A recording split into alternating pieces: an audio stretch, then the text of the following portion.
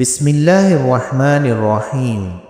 اللہ تبارک و تعالیٰ کے نام سے شروع جو بڑا مہربان اور نہایت رحم کرنے والا ہے۔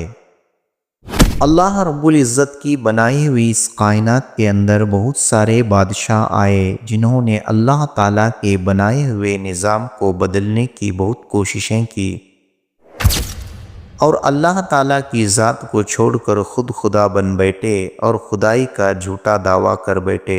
پیارے دوستوں، آج کی اس ویڈیو میں ہم آپ کو بتائیں گے اللہ تبارک و تعالیٰ کو جنگ کے لیے للکارنے والا بدبخت بادشاہ نمرود کون تھا اور اللہ تعالیٰ کس حقیر مخلوق کے ذریعے اس بدبخت خدائی کا دعویٰ کرنے والے کو ہلاک کیا اور پوری دنیا کے لیے عبرت کا نشان بنا دیا۔ پیارے دوستوں، قرآن پاک کی اس عبرتناک اور ایمان افروز واقعے کو سننے کی ہماری آپ سے گزارش ہے، ہماری اس ویڈیو کو اینڈ تک ضرور دیکھیے گا۔ پیارے دوستوں، دنیا میں 4 ایسے بادشاہ گزرے ہیں جن کو اللہ تعالیٰ نے پوری روح زمین پر حکومت عطا فرمائی تھی۔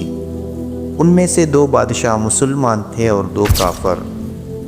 مسلمانوں میں پہلے حضرت ذوالقرنین علیہ السلام اور دوسرے حضرت سلیمان علیہ السلام، اور کافروں میں ایک کا نام نمرود تھا اور دوسرے کا بخت نصر۔ پیارے دوستوں، خدائی کا جھوٹا دعویٰ کرنے والا نمرود شہر بابل کا حاکم تھا۔ روایت میں آتا ہے کہ اللہ تعالیٰ نے نمرود کو پوری روح زمین پر حکومت عطا فرمائی تھی اور اس بادشاہ نے روح زمین پر 400 سال حکومت کی۔ یہ ایک جابر اور ظالم بادشاہ تھا اور اس کے دور میں بت پرستی عام تھی۔ لوگ اللہ تعالیٰ کی وحدانیت کو چھوڑ کر بتوں کی پوجا کیا کرتے اور نمرود کو اپنا خدا مانتے اور اس کی عبادت کیا کرتے، کیونکہ یہ خود کو خدا کہلواتا اور لوگوں کو اپنی پوجا کرواتا۔ اس لیے اس قوم کی ہدایت کے لیے اللہ تبارک و تعالیٰ نے اپنے پیارے خلیل حضرت ابراہیم علیہ السلام کو مبعوث فرمایا۔ کفر، شرک اور بت پرستی کے اس دور کے اندر حضرت ابراہیم علیہ السلام وہ واحد شخص تھے جو اللہ تعالیٰ کے وحدانیت پر ایمان رکھتے تھے، بتوں کی بجائے اللہ تبارک و تعالیٰ کی عبادت کیا کرتے تھے۔ اور ایک دن حضرت ابراہیم علیہ السلام نے اس قوم کے جھوٹے خداؤں کو اس قوم کے سامنے جھوٹا ثابت کرنے کا ارادہ کیا اور ان کے اس مقام تک تشریف لے گئے جہاں جن کے وہ تمام بت پڑے ہوئے تھے جن کی یہ لوگ پوجا کیا کرتے تھے۔ حضرت ابراہیم علیہ السلام نے ان کے تمام بتوں کو توڑ دیا اور تمام بتوں کو توڑنے کا الزام ان کے بڑے بت پر لگا دیا۔ اس کے بعد تمام نمرودی بت خانے میں واپس آئے تو انہوں نے اپنے بتوں کو ٹوٹا پھوٹا دیکھا تو وہ سمجھ گئے یہ کام حضرت ابراہیم علیہ السلام کا ہے۔ چنانچہ تمام نمرودی حضرت ابراہیم علیہ السلام سے بدلہ لینے کے لیے انہیں قتل کرنے کا منصوبہ بنا لیا۔ چنانچہ تمام نمرودی نمرود کے دربار میں حاضر ہوئے اور نمرود کو سارا واقعہ سنایا اور نمرود سے حضرت ابراہیم علیہ السلام کو سزا دینے کو کہا۔ اس طرح نمرود نے ان سب کی باتیں سنی تو غصے سے آگ ببولا ہوا اور اس نے ایک مقام پر آگ جلانے کا حکم دیا۔ نمرود نے یہ حکم جاری کیا کہ ایک وسیع میدان کے اندر آگ جلائی جائے اور اس کے اندر حضرت ابراہیم علیہ السلام کو ڈال دیا جائے۔ چنانچہ نمرود کے حکم کے مطابق ایسا ہی کیا گیا۔ حضرت ابراہیم علیہ السلام کو سزا دینے کے لیے جو آگ جلائی گئی وہ اس قدر زیادہ تھی کہ اس کے شعلے آسمان کو چھو رہے تھے۔ تو اس کے بعد حضرت ابراہیم علیہ السلام کو اس آگ کے اندر ڈال دیا گیا۔ جیسے حضرت ابراہیم علیہ السلام اس آگ کے اندر تشریف لائے تو اللہ تعالیٰ کے حکم سے وہ آگ ابراہیم علیہ السلام کے اوپر ٹھنڈی اور سلامتی والی ہو گئی۔ کچھ دنوں کے بعد حضرت ابراہیم علیہ السلام اس آگ سے زندہ باہر تشریف لے آئے۔ یہ منظر دیکھ کر تمام نمرودی حیران رہ گئے، لیکن اس باوجود نمرود اور نمرودی قوم اللہ تعالیٰ کی وحدانیت پر ایمان نہ لائی اور اسی طرف اپنی بت پرستی کے اندر مبتلا رہی۔ لیکن اس کے باوجود حضرت ابراہیم علیہ السلام اپنے عہد سے پیچھے نہ ہٹے اور مسلسل اپنی قوم کو حق کی دعوت دیتے رہے۔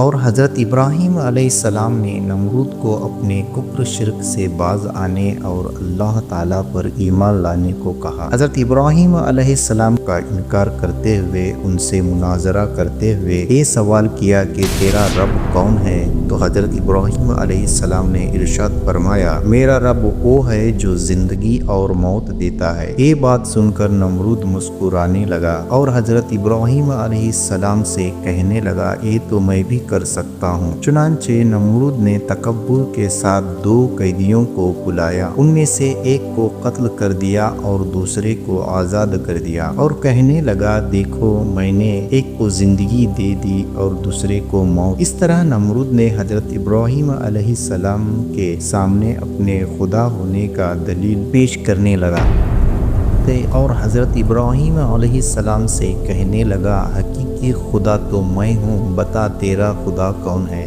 اس کے بعد حضرت ابراہیم علیہ السلام نے نمرود کو اس کے عقل کے مطابق جواب دیا، میرا رب وہ ہے جو سورج کو مشرق سے طلوع کرتا ہے اور مغرب میں غروب کرتا ہے۔ اگر تو سچا خدا ہے تو سورج کو مغرب سے طلوع کر کے دکھا۔ اس طرح حضرت ابراہیم علیہ السلام کی بات سن کر نمرود کا رنگ اڑ گیا اور لاجواب ہوا۔ اس طرح نمرود لاجواب ہو کر اپنی پوری قوم کے اندر ذلیل و رسوا ہو گیا۔ میرے دوستوں، اس کے بعد بھی کئی مرتبہ حضرت ابراہیم علیہ السلام نے نمرود کو اللہ تعالیٰ کی وحدانیت کی طرف بلایا، لیکن نمرود اپنی سرکشی سے باز نہ آیا اور اسی طرف کفر اور شرک کے اندر مبتلا رہا۔ اس طرح حضرت ابراہیم علیہ السلام کے بار بار دعوت حق دینے سے نمرود تنگ آ گیا اور آخر تنگ آ کر حضرت ابراہیم علیہ السلام سے کہنے لگا، اگر تیرا خدا سچا ہے تو اس کو بول اپنی فوج بھیجیں اور میرے ساتھ جنگ کریں۔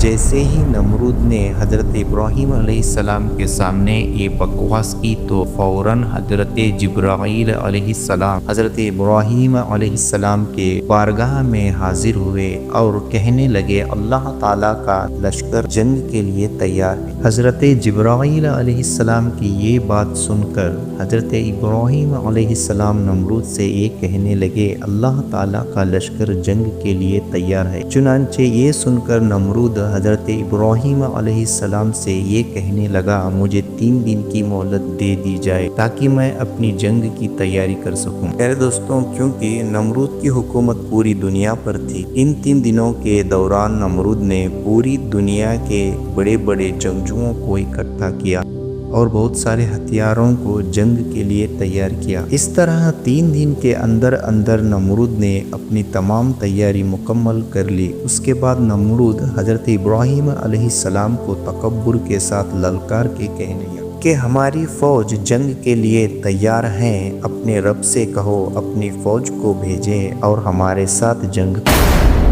نمرود کی یہ بات سن کر حضرت ابراہیم علیہ السلام نے اللہ تبارک و تعالیٰ کے بارگاہ میں دعا کی۔ تب اللہ تعالیٰ نے مچھروں کی ایک فوج کو بھیجا۔ ان مچھروں کی تعداد اس قدر زیادہ تھی کہ وہ مچھر پورے آسمان پر پھیل گئے۔ اللہ تبارک و تعالیٰ نے مچھروں کو نمرودی فوج کے اوپر مسلط کر دیا۔ یہ مچھر اللہ تعالیٰ کے حکم سے دیکھتے ہی دیکھتے اس نمرودی فوج کا گوشت کھا گئے اور ان کا خون پی گئے۔ اس وقت تمام فوج کی ہڈیاں ہی ہڈیاں باقی رہ گئی۔ چنانچہ اس دردناک منظر کو دیکھ کر نمرود اپنے محل کی طرف بھاگا اور اپنی بیوی کے کمرے کے اندر چھپ گیا۔ اس دوران اللہ تبارک و تعالیٰ کے حکم سے ایک لنگڑا مچھر نمرود کے گھر میں داخل ہوا۔ نمرود نے جب اس مچھر کو دیکھا اور اپنی بیوی سے کہنے لگا، یہ ہے وہ مخلوق کہ جس نے ہماری فوج کو ہلاک و برباد کر دیا۔ چنانچہ اس گفتگو کے دوران وہ لنگڑا مچھر اللہ تعالیٰ کے حکم سے کے ناک کے ذریعے اس کے دماغ میں گھس گیا اور نمرود کے دماغ کو چاٹنے لگا۔ جب وہ مچھر اس کے دماغ کو چاٹتا رہتا تو اس سے نمرود کو اس قدر تکلیف ہوتی کہ نمرود اپنے سر کو دیواروں پر مارنے لگتا۔ پیارے دوستوں، اس طرح اللہ تبارک و تعالیٰ کے حکم سے وہ لنگڑا مچھر نمرود کے دماغ میں کئی دن تک رہا۔ اس وقت نمرود نے اپنے محل کے اندر یہ حکم جاری کر دیا، جو بھی میرے محل کے اندر داخل ہو تو پہلے نمرود کے سر پر جوتے مارے۔ اس طرح جوتے مارنے کے بعد نمرود کو کچھ آرام محسوس ہوتا، لیکن کچھ دیر بعد نمرود کو پھر سے درد ہونا شروع ہوتا۔ اس طرح اللہ تبارک و تعالیٰ نے ایک حقیر اور لنگڑے مچھر کے ذریعے سزا دی۔ نمرود اپنے سر کو سلاخوں کے ساتھ پیٹتا رہتا، یہ اپنے سر کو دیواروں پر بھی مارتا مارتا ہلاک ہو گیا، یہاں تک اللہ تبارک و تعالیٰ نے اس کو دردناک موت عطا فرمائی۔ دوستوں، بے شک اللہ تعالیٰ ہر چیز پر قادر ہے۔